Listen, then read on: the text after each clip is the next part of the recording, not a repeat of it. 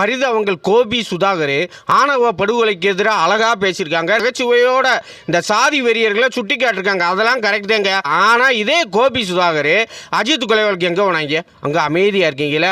முதல்ல கலைஞர் பார்க்க மாட்டாங்க, ஸ்டாலின் பார்க்க மாட்டாங்க, எல்லாத்தையும் நடுத்தரமாக வீடியோ போட்டுக்கிற பரிதாபங்கள் கோபி சுதாகர் இப்போ பொத்திக்கிட்டு இருக்கேன்னா காரணம் திமுக ஆட்சிக்கு வந்துருச்சு.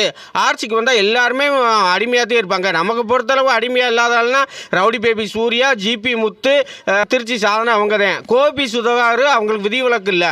கோபி சுதாகர் திமுகவோட கொத்தடிமை தான். நாங்கள் அஜித் கொலை வழக்கெல்லாம் கேட்கல. அப்போ நீ கலாய்ச்சிருக்கோம்ல, அரசு எப்படி செயல்படுது, போலீஸ் ஸ்டேஷனில் அப்பாவிகளை என்ன எப்படி கொடுமைப்படுத்துகிறாங்க, அரசியல்வாதிக்கு எப்படி அடங்கி போகிறாங்க, அதுக்கு நீ வீடியோ போட்டியா? அதுக்கெல்லாம் போடலாம். ஆனால் இதில் இந்த ஆணவ கொலை சம்பவத்தில் சுட்டி காட்டியிருக்க அதெல்லாம் கரெக்டு. ஆனால் குறிப்பிட்ட சமுதாயமே தவறானவங்க. இந்த சமுதாயமே பொட்டு வைக்கிறவங்க பூரா தவறானவங்க, கையில் காப்பு போட்டையும் பூரா தவறானவன், வெள்ளச்சட்டை ஜீன்ஸ் போட்டவங்களாம் தவறானவன் சொல்கிறாங்களாம் தவறு. கோபி சுதாகரனை இன்னும் கொஞ்சம் திருத்திக்கங்க. தமிழை போற்றி.